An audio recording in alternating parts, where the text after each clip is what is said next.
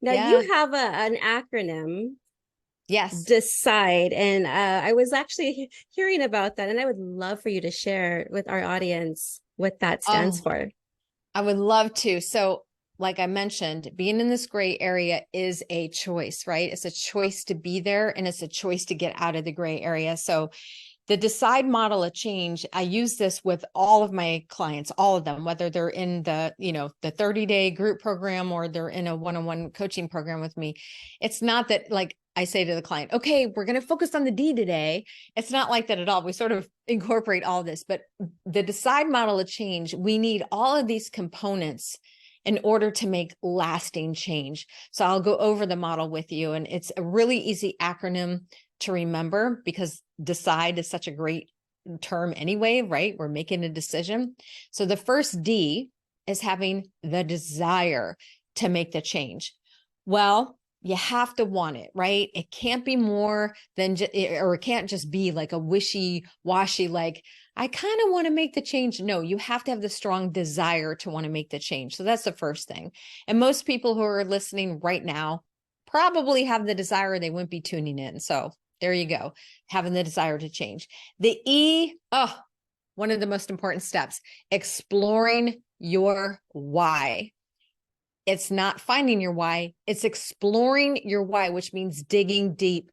We have to go 5 layers deep in that question. Why do you want to do this? Right? Well, because I want to feel better. Well, why do you want to feel better? Because I'm not sleeping at night and I want more energy. Why is this important for you to get some sleep at night and have more energy? Well, because I'm not doing great at work and I'm not showing up great as a mom. Why is that important to you?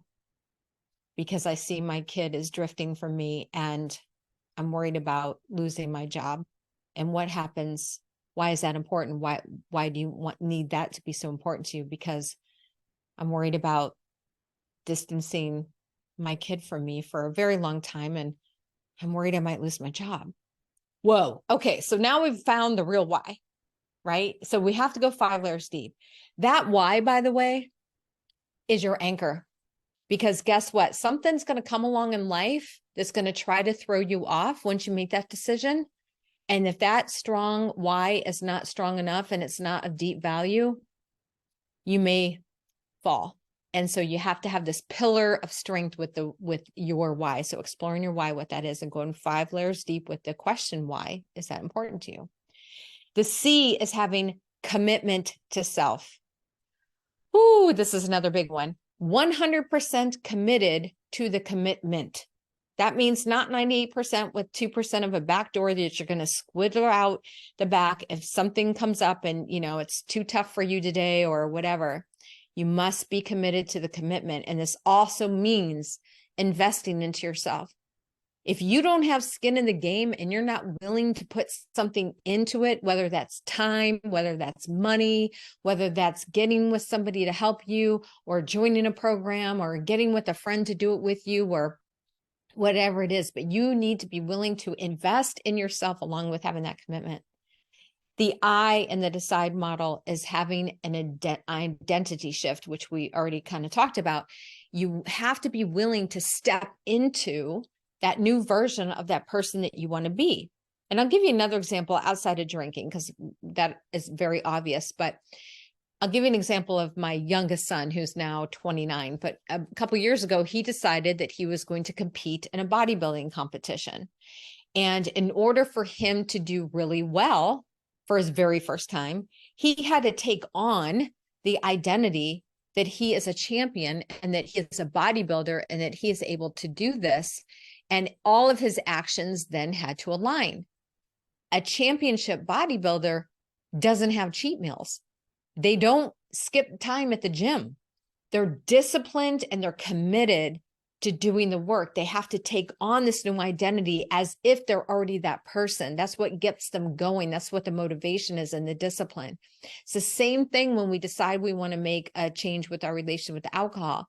We have to be willing to take on a new identity. So we do something different, that we have our daily habits, which by the way is the second D, daily habits. We have to be willing to do those new daily habits. So let's move there. Daily habits are everything. How you do one thing is most likely how you're doing everything.